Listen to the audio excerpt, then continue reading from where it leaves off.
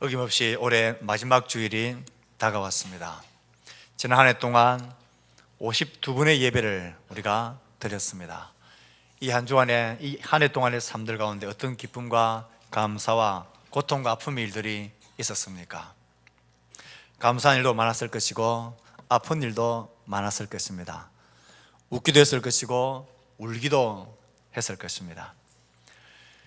하지만 이 모든 상황 속에서도 우리의 마음속에 꺼지지 않는 하나님 나라에 대한 참 소망을 하나님은 예수 그리스도 복음 안에서 우리에게 심어주셨습니다. 세대가 어떻게 변하고 세상이 어떻게 달라지더라도 우리에게 있는 하나님 나라 이 복음의 소망은 영원할 것입니다.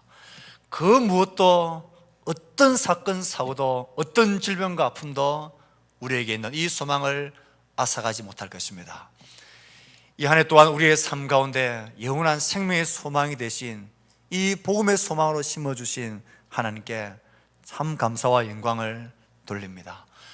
우리 온 성도들의 삶 가운데도 이 소망이 날마다 새로워지기를 축복합니다. 저는 연말을 준비하면서 마태복음 13장을 시작했더랬습니다. 하나님 나라가 우리에게 어떤 비밀로, 어떤 소망으로 우리 가운데 와 있는지를 말하고 싶었습니다. 그래서 이 한 해를 정리하면서 우리의 삶 가운데서 그 어떤 것들도 우리 속에 있는 하나님 나라의 참 소망을 앗아가지 않게 되기를 진심으로 바랬습니다. 이제 그 13장을 마무리하는 이 마지막 시간, 또 한 해의 마지막 주일, 하나님께서 이 말씀을 통하여 우리에게 주시는 견고와 격려와 위로의 말씀을 전하고 싶습니다. 우리 예수님께서 마태복음 13장에서 하나님 나라 비유의 여러 가지 말씀을 하시면서 하나님 나라의 비밀을 그들에게 다 알리셨습니다. 이 비유의 말씀을 다 마치시고 주님은 그곳을 떠나서 고향으로 가셨습니다. 고향에서도 예수님께서는 그의 지혜로운 말씀과 놀라운 능력들을 보이셨지만 그 동네 사람들은 예수를 배척해버리고 맙니다. 마태는 예수님이 고향 사람들에게 배척당하는 이 기사를 하나님 나라 복음에 관한, 하나님 나라의 비유에 관한 말씀들을 다 하고 난 바로 직후에 위치시키면서 가까이는 예수님께서 전하신 하나님 나라의 이 복음이, 또는 멀게는 예수님께서 이 땅에 오셔서 외치시고 선포하신 하나님 나라 복음이 사람들에겐 쉬운 것이 아니라는 것을 말하고 있습니다. 예수님이 그들에게 배척당하시는 장면, 이 기사를 여기에 위치시키므로 예수님이 우리에게 전하고 있는, 우리에게 선포하고 있는 하나님 나라 복음, 하나님 나라의 복음은 그냥 쉽게 받아들일 수 있는 그런 내용, 그런 성질의 것이 아니라는 것을 우리에게 말해주고 있습니다. 예수님을 배척한 고향 사람들 뿐만 아니라 나중에는 유대민족 전체가 예수 그리스도를 배척하고 십자가에 죽여버립니다. 그리고 그 예수를 따르는 제자들도 세상은 미워하고 배척합니다. 복음을 받아들이고 하나님 나라 소망을 가지고 이 땅을 살아가는 우리의 삶들도 어떻게 보면 세상에서 배척당하고 세상이 싫어하고 환영하지 않는 그 길을 우리는 선택하고 가고 있는 것입니다. 오늘의 말씀이 우리에게 주는 첫 번째 경고가 이와 같은 경고입니다. 우리가 읽고 묵상하고 믿고 있는 하나님 나라 복음, 이 하나님의 말씀은, 이 예수님의 가르침은 그냥 간단하게 별 고통 없이, 갈등 없이 쉽게 받아들일 수 있고 아멘할 수 있는 그런 성질의 것이 아니라는 것을 꼭 명심하셔야 합니다. 이 예수님의 가르침은 때로는 충격적이기도 하고, 때로는 혁명적이기도 하고, 때로는 굉장히 도전적이기도 합니다. 이 예수님의 가르침을 있는 그대로 우리가 받아들이고 생각한다면 아무런 갈등 없이, 고민 없이, 생각 없이 그냥 쉽게 수용하고 받아들일 수 있는 것이 아니라는 것입니다. 이상하잖아요.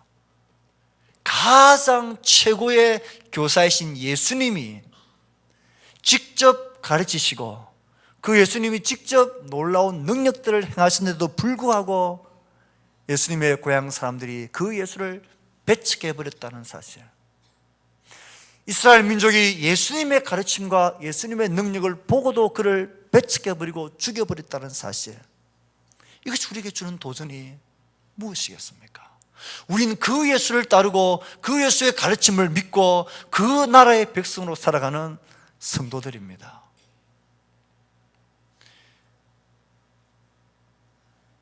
제대로 된 정신을 가지고 있고 제대로 생각이 있는 사람이라면 하나님 나라 복음은, 예수의 가르침은 혁명적이고 충격적입니다.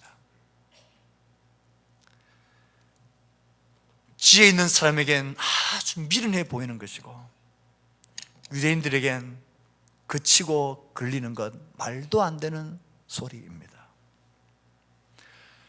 스스로의 삶에 대해서 자신이 있는 사람들에게는 그런 어처구니 없는 복음이, 진리가 어디에 있느냐고 싫어합니다.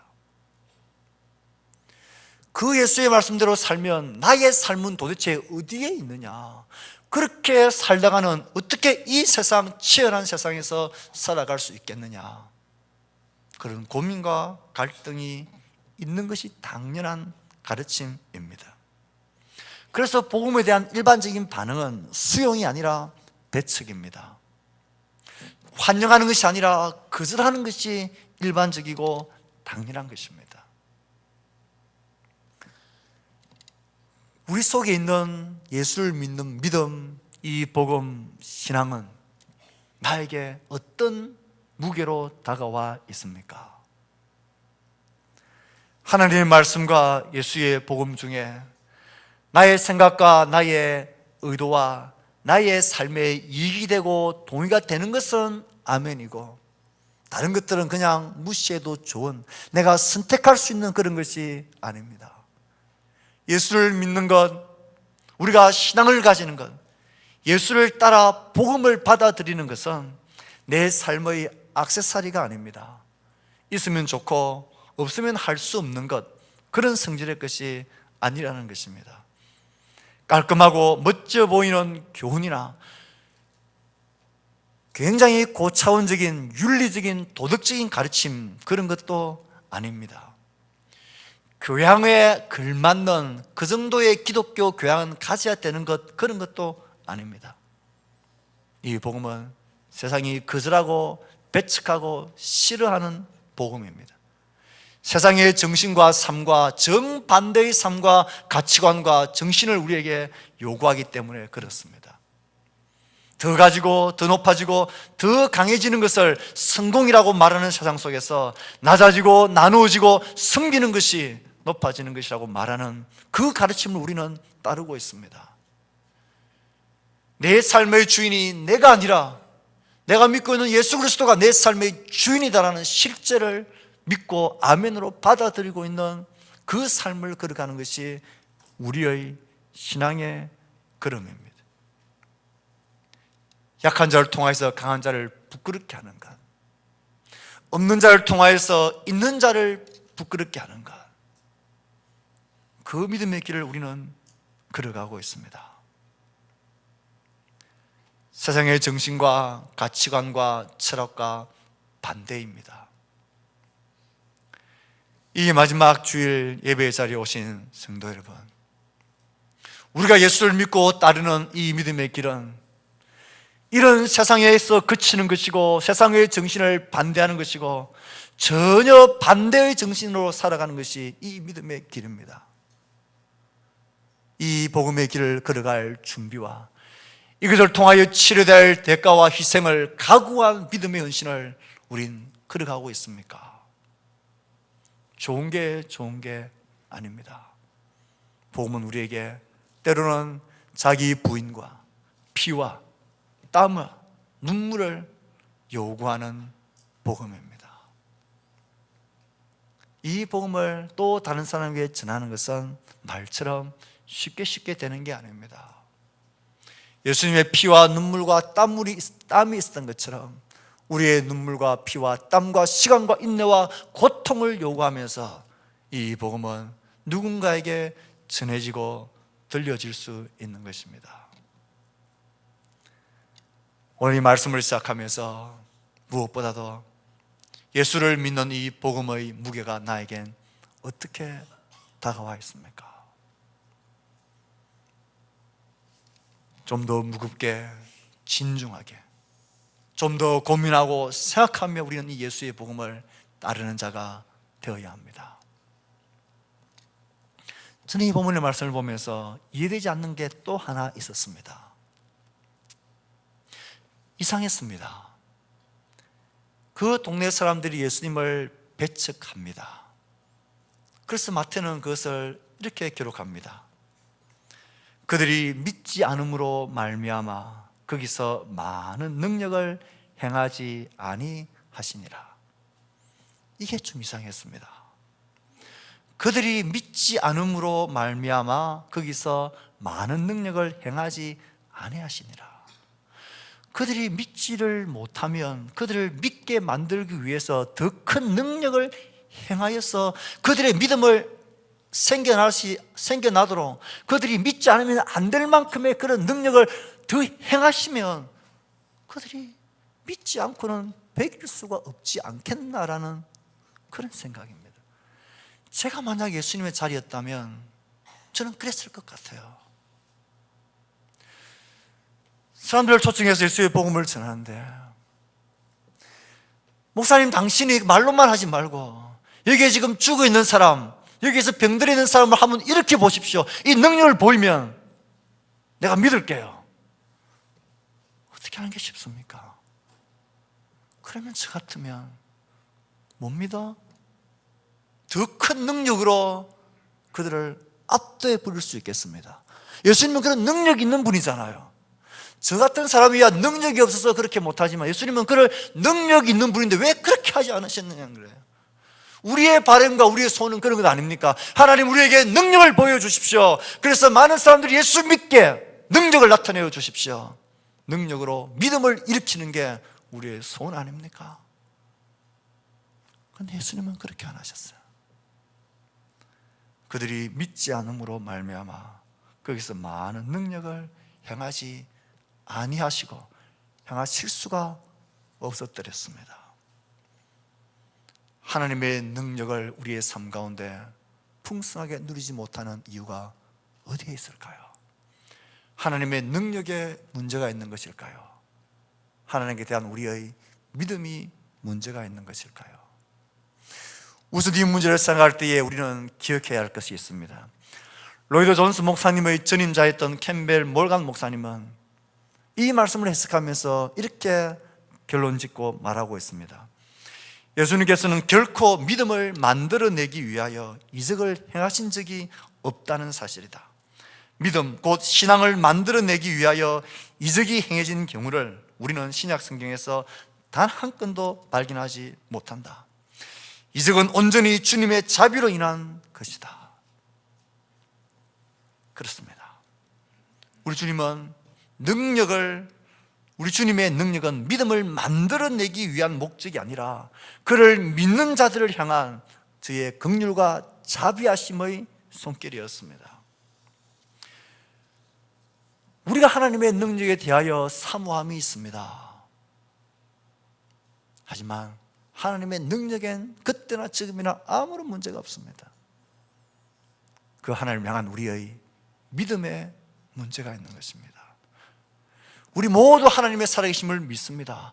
하나님이 천지를 창조하신 것을 믿으십니다. 하나님이 지금도 하늘의 태양을 움직이시는 분임을 믿으십니다. 우린 하늘의 새와 땅에 있는 백합화를 하나님이 먹이고 입히신다는 사실을 믿습니다. 정말 그것을 믿는다면 입술의 고백이나 지식적인 동의가 아니라 정말 그 사실을 믿는다면 내가 오늘 무엇을 먹고 무엇을 입고 무엇을 마실까를 염려하지 않아야 합니다. 하나님이 천지의 주제가 되시고 우리 아버지시라는 것을 믿는다고 하면서 오늘 나의 삶에 대해서 무엇을 먹고 입고 마실까를 염려한다는 것은 그 하나님이 천지의 주제신 것을 믿지 않는 것입니다. 정말 믿는다면 최소한 그것은 염려하지 말고 오늘 나에게 주어진 삶을 열심을 다해서 살아가는 것뿐입니다. 우리가 기도하면 하나님은 들으신다는 것을 여러분 믿으십니까? 기도가 영적인 호흡이라는 사실을 믿으십니까? 아멘입니다. 저도 믿습니다. 기도하면 들으시고 기도가 내 삶의 영적인 호흡이라는 것을 알고 우리는 다 믿습니다. 하지만 믿음은 거기에서 결정나는 게 아닙니다. 정말 그것을 알고 믿는다면 기도해야 하는 것입니다. 호흡하지 않고 살 수 없다는 것을 우리는 다 알고 믿습니다. 그래서 우리는 호흡합니다. 기도가 영적인 호흡이고 하나님이 우리의 기도에 실제로 응답하신다는 것을 믿는다면 실제로 기도하는 자리에 기도하며 하나님 앞에 서서 나가는 것, 그것이 믿음인 것입니다. 하나님 말씀이 생명의 양식이라고 믿으십니까? 그 말씀 속에 내 삶의 지혜와 내 갈 길이 있다는 것을 믿으십니까? 그걸 믿는다면 그 말씀을 먹고 읽고 묵상해야 하는 것, 여기까지 나가는 것이 그게 진짜 하나님의 능력을 경험하는 믿음이라는 것입니다. 그것을 믿고 알고 가슴이 뜨거워지고 각오하고 결단하는 것이 아니라 실제로 내가 그 믿는 바에 내 삶을 의탁하고 실제로 거기에 내 생명을 주는 것, 그래서 행하고 따르는 것, 그것이 하나님께서 우리에게 보시고 싶어하는 믿음입니다. 그 믿음이 없기 때문에 우린 하나님께서 우리 삶 가운데 능력을 행하실 수도 없고 행하지 않는 것입니다. 지난주에는 성탄절이 있었습니다. 저는 이런 성탄절이 되어지면 마음에 조금 긴장이 되어졌더랬습니다. 저는 여러분이 어떤 마음으로 하나님께 감사했는지 모르겠습니다. 여러분, 우리에게 구주로 오신 그 예수 그리스도, 그 아들을 보내신 하나님 감사하죠. 정말 감사하지 않으십니까? 그래서 우리 모여서 감사하고 기뻐하지 않았습니까? 여러분, 하나님께 정말 감사했더랬습니까? 정말 하나님께 감사했더랬습니까? 그 감사의 고백이 혹시 내 입술의 고백에만, 지식적인 동의에만 혹시 그치지 않으셨습니까? 하나님께 정말 감사했던 그 감사가 성탄절 되면 식구들이 함께 모여서 외식하는 정도, 아니면 누구 사랑하는 사람들에게 선물 보내는 정도의 그 감사의 마음도 없이 혹시 하나님께 감사한다고 감사하진 않으셨습니까? 하나님이 우리의 감사를 보고 정말 너가 나에게 감사하는구나, 그게 진짜 감사하는 것입니다. 그게 하나님께서 보시고 싶어하는 믿음입니다. 그게 하나님을 실제로 믿는 믿음인 것입니다. 하나님 향한 믿음은 지식적인 동의나 감정적인 기분이나 깨달음 정도가 아닙니다. 예수님의 동네 사람들도 예수님의 하시는 말씀에 놀랐습니다. 도대체 이런 지혜로운 말이 어디에서 나왔느냐? 예수님 하시는 능력 앞에 그들도 놀랐습니다. 이야, 이런 능력이 도대체 어디서 나오는 거냐? 아무도 할 수 없는 능력이라는 것을 알았습니다. 하지만 거기까지 뿐이었습니다. 그들은 예수님을 배척해버렸습니다. 그건 예수를 믿는 게 아니라는 거예요. 그들이 믿지 않음으로 말미암아 주님이 능력을 행하실 수가 없었습니다.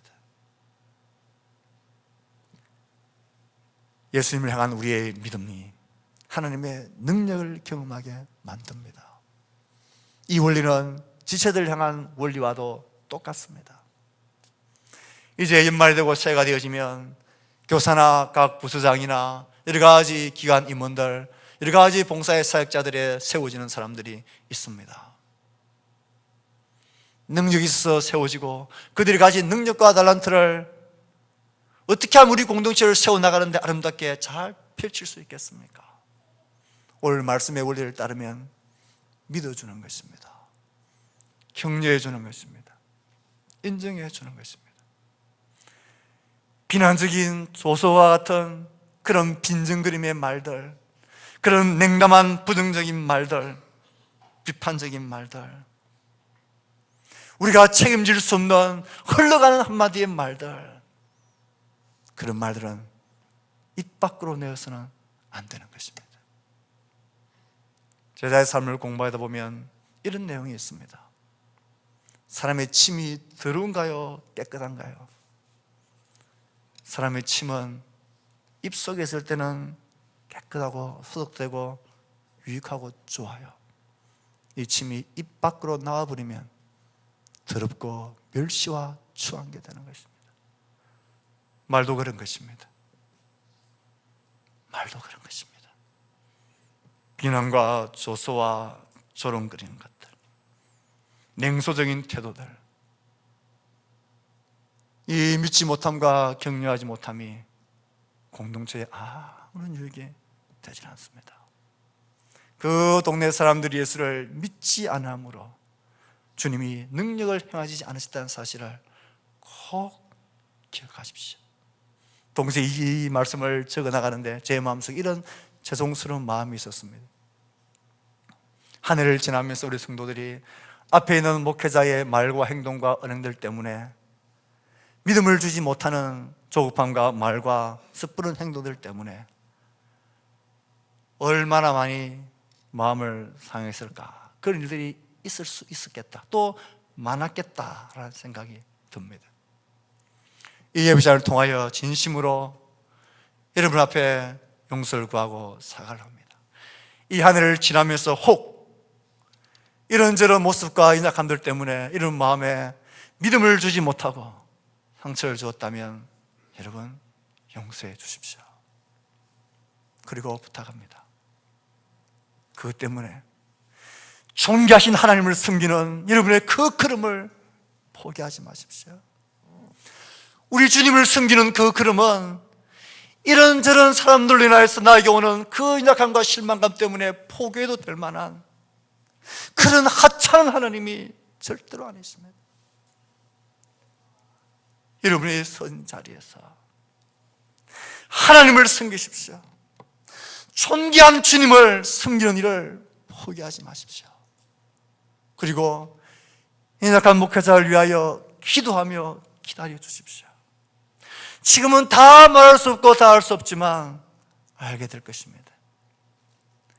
우리 모두가 예수님을 향하여서도 믿어줌으로, 지체들을 향하여서도 믿어줌으로 하나님의 능력과 영광이 드러나는 공동체, 하나님의 능력과 영광이 나타나는 아름다운 공동체가 반드시 될 것입니다. 그 믿음으로 우리 모두가 그 자리에서 존귀한 주님을 섬기는 여러분들 다 될 수 있기를 진심으로 축복합니다. 이 말씀 우리에게 경고와 함께 위로와 격려를 주시는 말씀이기도 합니다. 저는 이 올해의 마지막 주일날 이 말씀을 함께 나누면서 우리 온 성도들을 위로하고 격려하고 싶습니다. 우리 예수님께서 고향에서 배척당하셨습니다. 예수님이 배척당하셨습니다. 도대체 무엇이라 설명을 해야 되겠습니까? 그의 가르침이 부족해서도 아니고 그의 능력이 부족해서도 아닌데 예수님이 배척을 당하시고 있습니다. 동네 사람들에게, 어릴 때부터 예수님을 잘 아는 사람에게. 그래서 그들은 다 말합니다. 저게 목수의 아들이 아니냐, 마리아의 아들이 아니냐, 저의 동생들 이렇게 있고 그의 누이들도 다 우리 곁에 있는데 저가 지금 무슨 말을 하느냐, 목수라면 목수의 일이나 할 것이지 그가 무슨 선지자 노릇을 하느냐, 분에 가당찮게. 저는 이것이 이해가 됩니다. 저는 삼형제 중에서 자랐습니다. 그 삼형제 중에 그래도 제가 조금 학교 공부를 그나마 조금 나았던 것 같습니다. 그래서 한때는 동생을 한번 가르쳐 보았습니다. 그런데 10분도 못 넘기고 속된 말로 때려쳐라 열이 나서 못하겠더라고요. 싸우기만 했습니다. 이제 결혼해서 아이를 키우면서 이제는 아이를 내가 가르칠 수 있겠다 싶어서 한 번은 아이들을 영어책을 다 들고 그래가지고 한번 개인적으로 가르쳐 보려고 한번 앉아봤습니다. 역시 10분을 못 넘기더라고요. 안 되더라고요. 아빠의 마음은 급하고 기대치는 있는데 못하니까 막 짜증이 나고 말이 막 험하게 나와요. 희한하더라고요. 안 돼요, 안 돼. 여러분 혹시 자동차 연수를 남편분에게 여러분 받으신 분이 혹시 계십니까?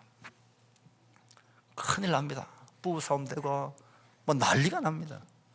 이상하게 안 돼요. 다른 사람은, 다른 아줌마는 제가 잘 가르칠 수 있을 것 같은데 안 돼요. 그래서 저는 비상수단을 썼습니다. 아내한테 돈을 받고 연수를 시켜줬습니다. 계약을 한 거지. 한 번 할 때마다 얼마 돈을 받았으니까 이제 잔소리하지 않기로 하고, 그래서 성공을 해드렸습니다. 왜 이렇게 안 될까요? 가족이기 때문에 그렇습니다.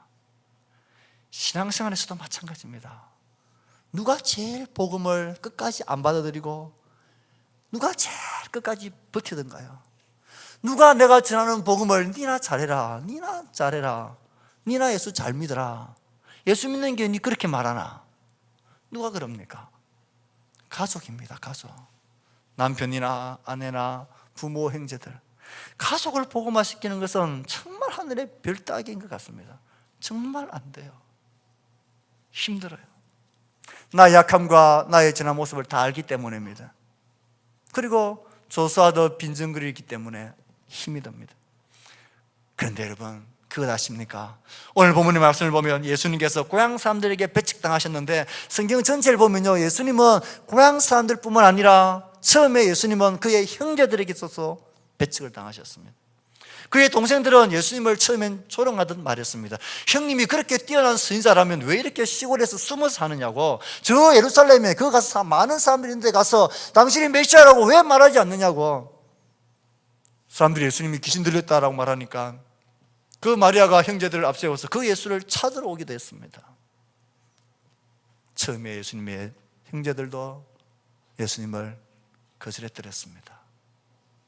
그런데 예수님이 부활하시고 부활하신 주님을 그들이 만나게 되면서 예수님의 형제들이 변하고 달라집니다. 그 중에 예수님의 동생 야고보는 그 초대교회의 기둥 같은 자가 되어 지도자가 되어집니다. 그 대부분의 학자들은 야고보서를 예수님의 동생, 예수 그리스도의 종 야고보라고 고백하는 이 야고보는 예수 그리스도의 친동생이었다라고 대부분이 인정을 합니다. 변할 수 있습니다. 달라질 수 있습니다. 여러분, 포기하지 마셔야 합니다. 포기하지 마셔야 합니다. 지금 복음 메시지에 마음을 열지 않는 것, 그 형제, 그 친척, 그 가족들, 부모 형제들도 언젠가는 하나님의 더 큰 사랑과 능력으로 그들이 돌이키게 될 것입니다. 가장 가까운 사람, 가족, 친구들의 반대가 가장 가슴 아프고 마음 저리고 힘이 듭니다. 그러나 동시에 그 열매는 가장 기쁘고 가장 행복하고 가장 감사한 열매가 되어 우리 품에 안길 것입니다. 그래서 포기하지 말라고 하나님 우리에게 가족이란 끈으로 묶어놓은 거예요.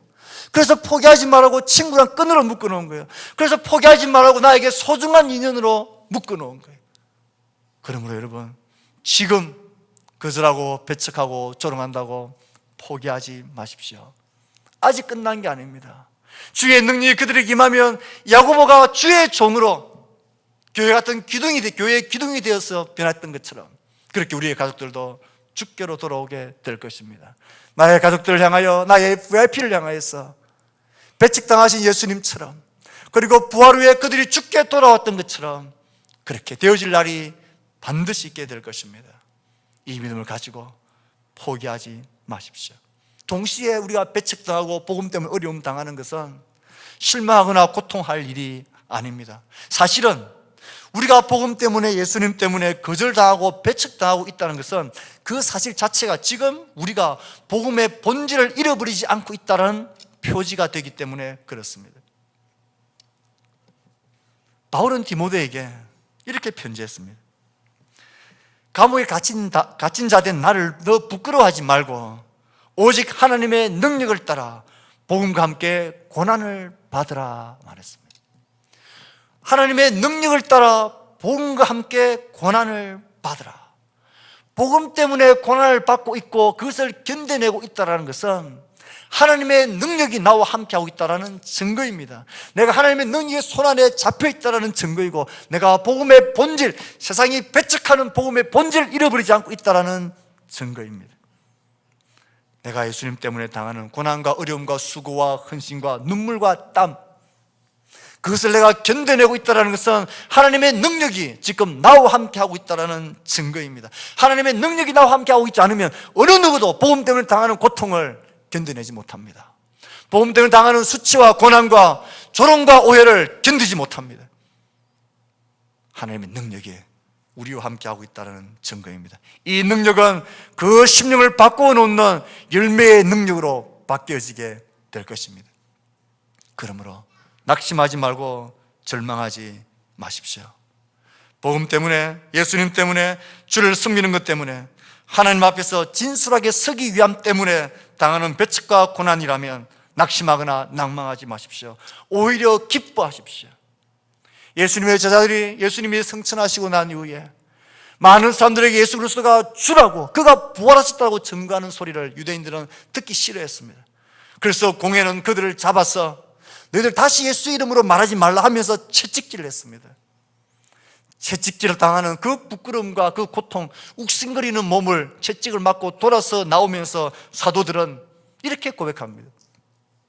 그 이름을 위하여 능욕받는 일에 합당한 자로 여기심을 기뻐하면서 공의 앞을 떠나니라.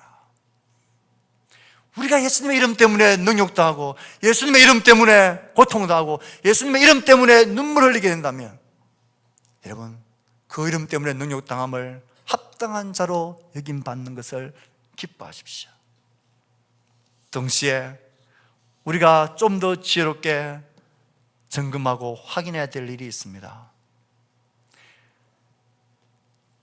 네가 전하는 예수님은 좋고 복음은 좋은데 네가 믿는 예수 때문에 나는 싫다라는 그런 소리를 들으면 안 된다는 것입니다. 내가 복음 때문에 당하는 이 배척과 고통과 어려움이 복음 자체 때문에 당하는 것인지, 아니면 이 복음을 전하는 나 자신의 미련함과 욕심과 이기주의 때문에 당하는 것인지, 이것을 잘 구별하셔야 합니다. 우리 중에 최근에 공동체에 들어와서 예수님에 대해서, 복음에 대해서 배우는 한 지체가 있습니다. 그 지체가 저에게 하는 말이, 공부하는 중에 이렇게 말합니다. 이상하게 내 주위에는 예수 믿는 사람은 참 많대요. 그런데 제대로 예수를 믿는, 좋은 예수 믿는 사람을 만나지를 못했대요. 다 이기주의적이고 다 자기의 유익이라면 발 빠른데 손해보지 않으려고 하고 얌체 같다는 것이에요.